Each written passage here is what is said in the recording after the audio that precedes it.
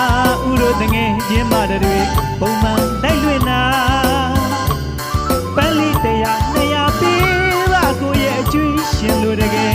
တောင်းလိုက်ကြတာအားပေါင်းနေ